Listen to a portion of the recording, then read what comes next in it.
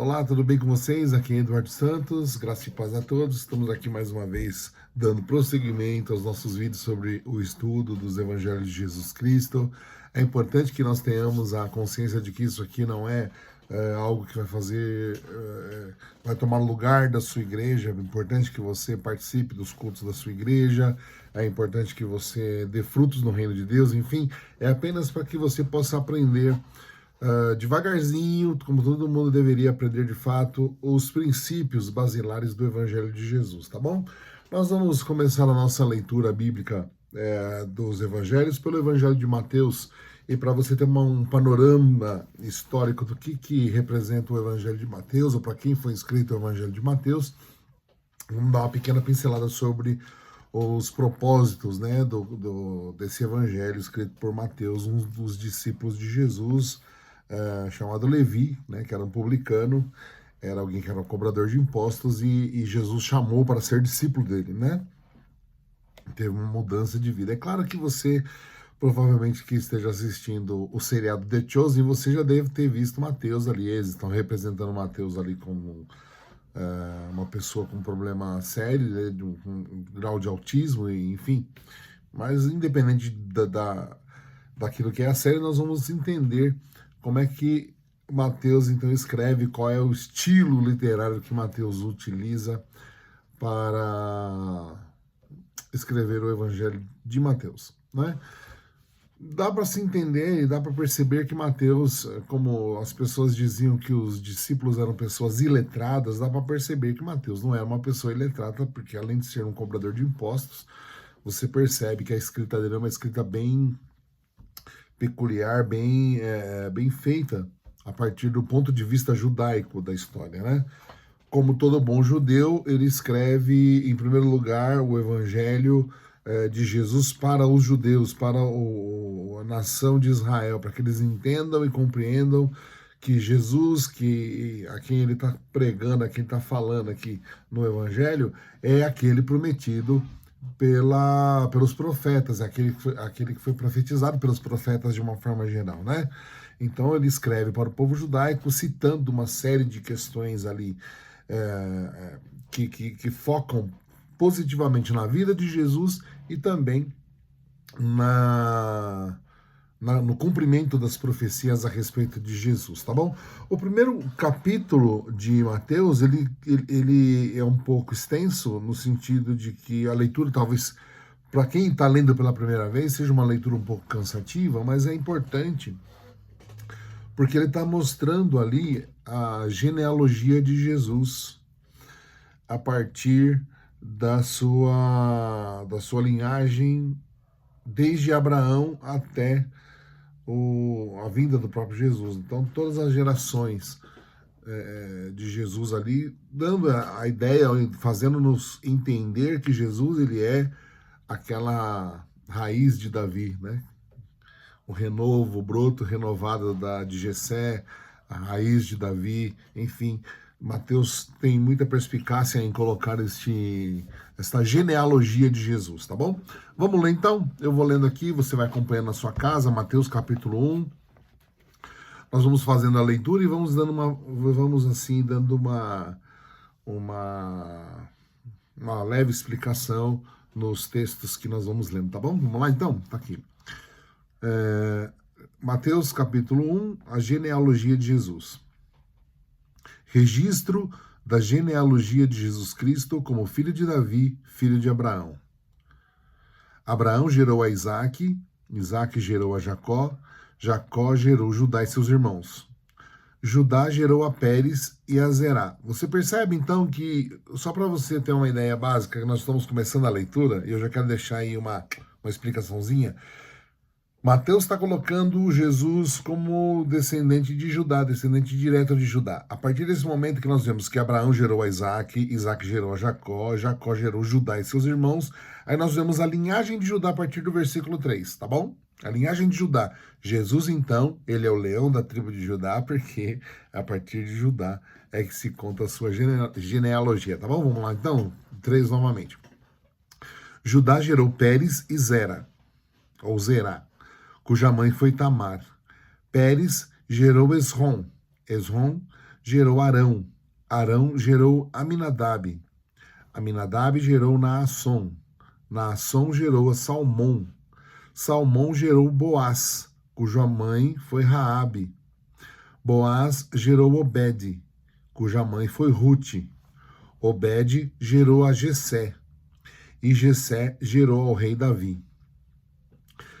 Davi gerou Salomão, cuja mãe tinha sido mulher de Urias. Salomão gerou a Roboão. Roboão gerou Abias. Abias gerou Asa. Asa gerou Josafá. Josafá gerou Jorão. Jorão gerou Uzias. Uzias gerou Jotão. Jotão gerou Acás. Acás gerou Ezequias. Ezequias gerou Manassés. Manassés gerou Amon. Amon gerou Josias. Josias gerou a Jaconias e seus irmãos no tempo do exílio da Babilônia. Depois do exílio da Babilônia, Jeconias gerou Salatiel. Salatiel gerou a Zorobabel. Zorobabel gerou a Abiúde. Abiúde gerou Eliaquim. Eliaquim gerou a Azor. Azor gerou Sadoc. Sadoc gerou a Aquim. Aquim gerou Eliúde. Eliúde gerou Eleazar. Eleazar gerou Matã. Matã gerou Jacó. Jacó gerou José, marido de Maria, da qual nasceu Jesus, que é chamado Cristo. Assim, ao todo, 14 gerações de Abraão até Davi, 14 gerações de Davi até o exílio da Babilônia e 14 gerações do exílio até Cristo. Você percebeu uma coisa interessante, uma coisa muito importante quando nós lemos aqui essa genealogia de Jesus, que é a partir da linhagem de José, porque apesar de José não ser o pai biológico de Jesus, mas dava a ele a legitimidade de ser um descendente de Davi, assim como Lucas vai fazer também uma questão genealógica, mostrando a linhagem de Davi a partir de Maria. E é interessante nós termos essa visão. Tá? Então aqui, na verdade, esse primeiro capítulo de Mateus, ele nos fala a respeito da linhagem dinástica de Jesus. Jesus vem de uma linhagem de reis. Nós vemos aqui quando o rei Davi, ele gera Salomão, e Jesus faz parte dessa linhagem. Nós vemos aqui Salomão, nós vemos Roboão, nós vemos Abias, vemos o rei Asa, vemos o rei Josafá, e vamos vendo uma série de reis aqui, até depois quando eles têm o cativeiro da Babilônia, né, onde depois que eles voltam de lá e tal, já com o reinado já provisório, já de outros reis, já não da linhagem de Davi, né? E aí nós vemos então que são 14 gerações de Abraão a Davi, 14 gerações de Davi até o exílio da Babilônia e 14 gerações do exílio da Babilônia até Cristo. Entendeu? Jesus, então, através da linhagem de seu pai adotivo, no caso José, ele faz então o seu... ele tem então ali a confirmação da sua linhagem a partir de Davi, uma linhagem de reis. Por isso que Jesus é o rei, por isso que Jesus é da raiz de Davi, por isso que Jesus é o leão de Judá. Tá bom? O versículo 18, o nascimento de Jesus. Temos a referência do nascimento de Jesus em Lucas capítulo 2, versículo 1 ao versículo 7. Diz assim: assim foi o nascimento de Jesus Cristo. Maria, sua mãe, estava prometida em casamento a José, mas antes que se unissem, achou-se grávida pelo Espírito Santo. Por ser José, seu marido, um homem justo, e não querendo expô-la à desonra pública, pretendia anular o casamento secretamente. Mas depois de ter pensado nisso, apareceu-lhe um anjo do Senhor em sonho e disse: José, filho de Davi, não temas em receber Maria por sua esposa, pois o que nela foi gerado procede do Espírito Santo. Ela dará à luz a um filho, e você deverá dar-lhe o nome de Jesus, porque ele salvará o seu povo dos seus pecados. Tudo isso aconteceu para que se cumprisse o que o Senhor dissera pelo profeta: a virgem ficará grávida e dará à luz a um filho, e chamarão Emanuel, que significa Deus conosco. Ao acordar, José fez o que o anjo do Senhor tinha lhe ordenado e recebeu Maria como sua esposa, mas não teve relações com ela enquanto ela não deu à luz a um filho e lhe pôs o nome de Jesus. Então nós vemos aqui como Deus fala com José, na verdade. O Mateus ele coloca muito claro a linhagem de José e como foi que Deus falou com José a respeito da gravidez de Maria. Já no caso de Lucas, Lucas vai apresentar ali a perspectiva do nascimento de Jesus a partir do chamado de Maria, a partir do chamado que Maria recebeu, a partir das frases que o anjo Gabriel disse para ela. Tá? Por isso que você não percebe aqui nesse texto de Mateus, que é um evangelho de Mateus, ele fala a respeito do anjo Gabriel, ele fala apenas de um anjo, né? Ele fala apenas do anjo do Senhor que falou com Davi. É claro que nós entendemos e sabemos, né? Que é o anjo Gabriel que fala com José, que fala com Maria, enfim, e que traz aí essa palavra de confiança para José. José, fica tranquilo, porque o que está sendo gerado no ventre de Maria é do Espírito Santo. Tá? Aí nós temos a visita dos magos, tá? No capítulo 2. Depois que Jesus nasceu em Belém da Judéia, nos dias do rei Herodes, magos vindos do Oriente chegaram a Jerusalém e perguntaram: Onde está o recém-nascido rei dos judeus? Vimos a sua estrela no Oriente e viemos adorá-lo.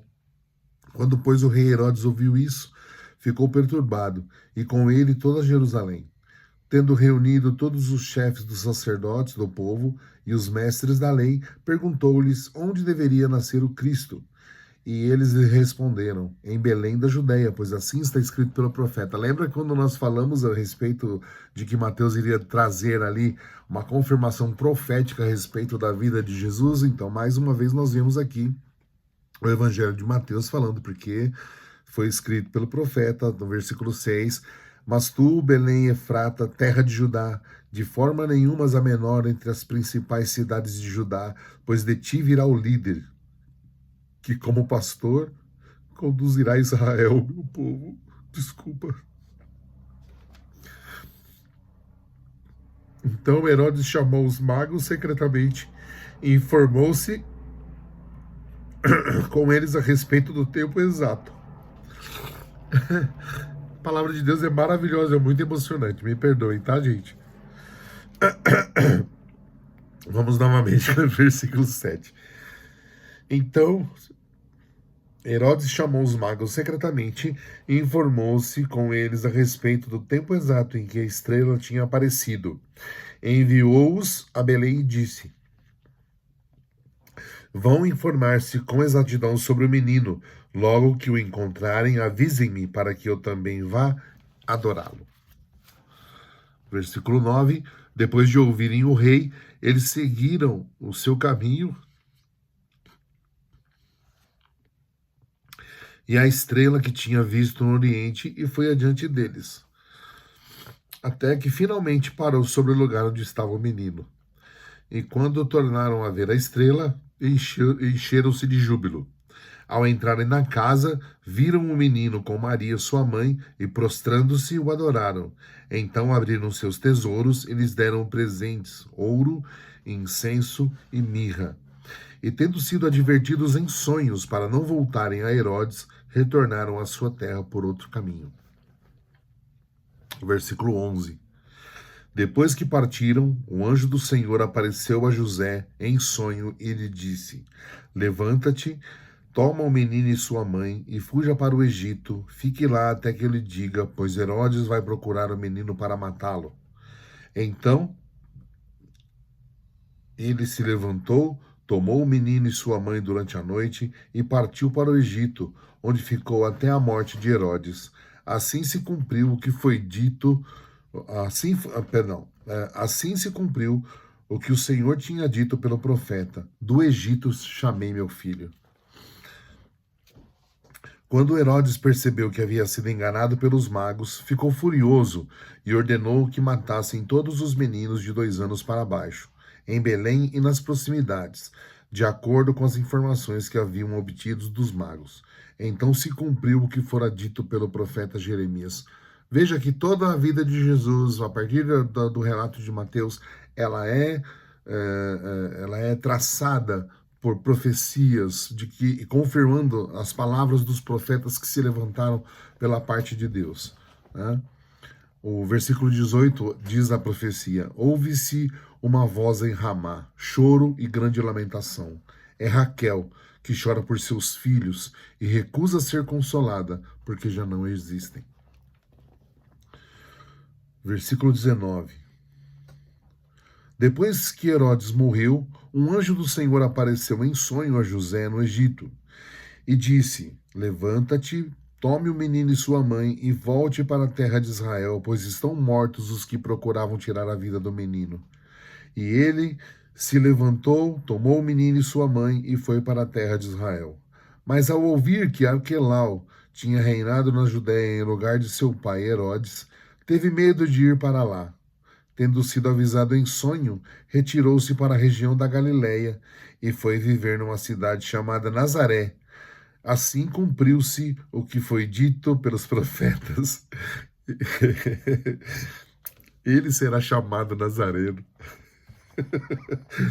Ai, o plano de Deus é maravilhoso. Você lê o Evangelho com o coração, pedindo para o Espírito Santo te guiar através do Evangelho, e você vê como Deus vai traçando as rotas, e Deus vai criando caminhos, e Deus vai traçando a história para que tudo se cumpra de acordo com a sua vontade, né? Eu sou um chorão inveterado, tá, gente? Vocês me perdoem. Eu amo a palavra do Senhor, eu amo de verdade o Evangelho de Jesus. É aquilo que nós precisamos aprender e ter essa paixão. Não adianta termos paixão por eventos, não adianta termos paixão por campanhas, não adianta nós termos paixão por nada disso se nós não tivermos paixão genuína por aquilo que Deus fez por nós. O plano perfeito de Deus para nós, né? O capítulo 3, nós lemos aqui, diz assim: João Batista prepara o caminho, né? João capítulo 3, ou melhor, Mateus capítulo 3, desculpa. Evangelho de Mateus no capítulo 3. Naquele dia surgiu João Batista pregando no deserto da Judéia e dizia: arrependam-se, pois o reino de Deus está próximo. Este é aquele que foi anunciado pelo profeta Isaías, lembra? Voz do que clama no deserto, preparem o caminho para o Senhor, façam veredas retas para ele. As roupas de João eram feitas de pelo de camelo, e ele usava um cinto de couro na cintura. O seu alimento era gafanhotos e mel silvestres. Ele tinha gente de Jerusalém, a ele vinha gente de Jerusalém, de toda a Judéia e de toda a região ao redor do Jordão. Confessando os seus pecados, eram batizados por ele no Rio Jordão. Quando viu que muitos fariseus e saduceus vinham para onde ele estava batizando, disse-lhe: raça de víboras, quem lhes deu a ideia de fugir da ira que se aproxima? Deem frutos que mostrem arrependimento. Não pensem que vocês podem dizer a si mesmos: Abraão é nosso pai, pois eu lhe digo que destas pedras Deus pode fazer surgir filhos para Abraão. O machado está posto na raiz das árvores, e toda árvore que não der bom fruto será cortada e lançada no fogo. Eu, na verdade, vos batizo com água para o arrependimento. Mas depois de mim vem alguém mais poderoso do que eu, e tanto que não sou digno sequer de desatar as suas sandálias. E ele os batizará com o Espírito Santo e com fogo. Ele traz a pá em sua mão e limpará a sua eira, e juntará o seu trigo no celeiro e queimará a palha com o fogo que nunca se apaga. O batismo de Jesus. Então veio da Galiléia ao Jordão para ser batizado por João. Porém, João tentou impedi-lo, dizendo: eu preciso ser batizado por ti e vens tu a mim? Porém, respondendo Jesus, lhe disse: deixe assim por enquanto. Convém que assim façamos para cumprir toda a justiça. E João concordou. Assim que Jesus foi batizado, saiu da água, e naquele momento o céu se abriu, e ele viu o Espírito de Deus descendo como pomba e pousando sobre ele. Então uma voz dos céus disse: este é o meu filho amado, de quem me agrado. Pessoal, me perdoa, tá? Eu estou fazendo a leitura mas ainda muito emocionado porque é um texto maravilhoso. O capítulo 4, nós vamos parar no capítulo 5, tá, pessoal? Melhor dizendo, nós vamos terminar o capítulo 4 e vamos fazer a leitura no próximo vídeo, porque já tá ficando bem longo já o nosso vídeo, tá bom? Capítulo 4, a tentação de Jesus. Então Jesus foi levado pelo Espírito ao deserto para ser tentado pelo diabo. E depois de jejuar 40 dias e 40 noites, teve fome. O tentador aproximou-se dele e disse: Se és o Filho de Deus, manda que estas pedras se transformem em pães. Jesus respondeu: Está escrito: Nem só de pão viverá o homem, mas de toda a palavra que procede da boca de Deus. Então o diabo levou à cidade santa, colocando-o na parte mais alta do templo, e lhe disse: Se tu és o Filho de Deus, joga-te daqui para baixo, porque está escrito: Ele dará ordens aos seus anjos a seu respeito, e com as mãos eles te segurarão, para que você não tropece em pedra alguma. Jesus lhe respondeu: Também está escrito: Não ponha à prova o Senhor, o teu Deus.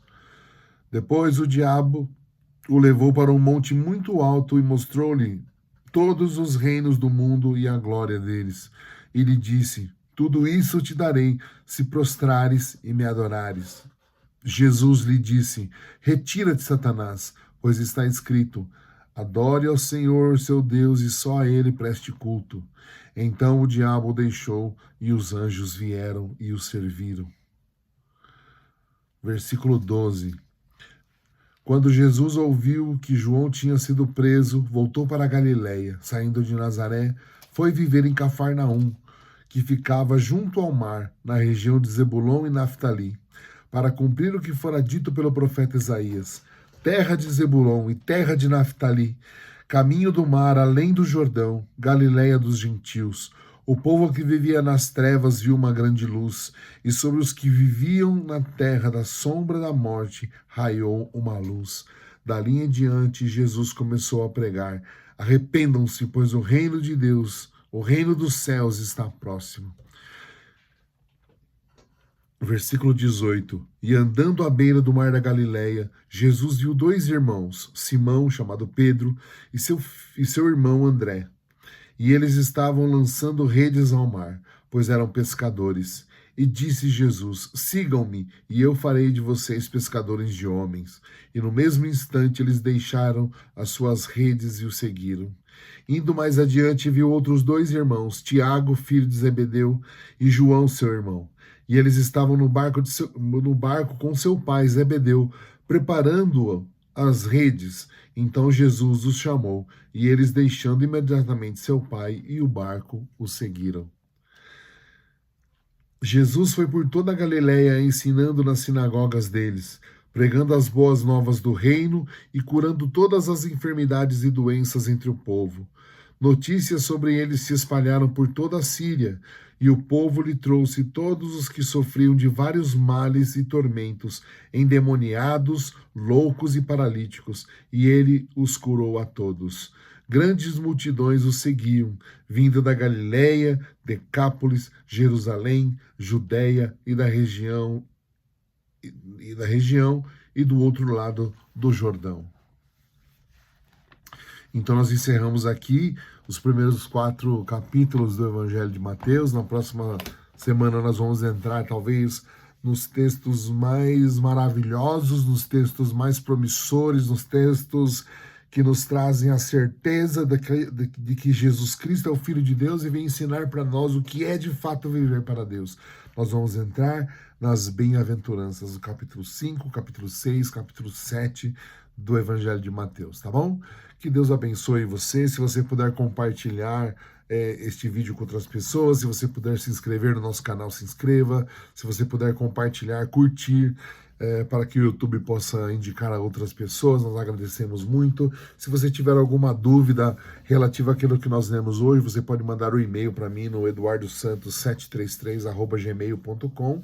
Eduardo Santos, tudo em minúsculo, Eduardo Santos 733@gmail.com, e nós vamos estar aí tendo o prazer de responder as suas dúvidas. Tenho certeza que vai ser uma bênção para todos nós. Eu estou amando já a leitura do Evangelho com vocês, tá bom? Deus abençoe, um beijo no coração de vocês e até a próxima, se Deus quiser. Tchau, tchau.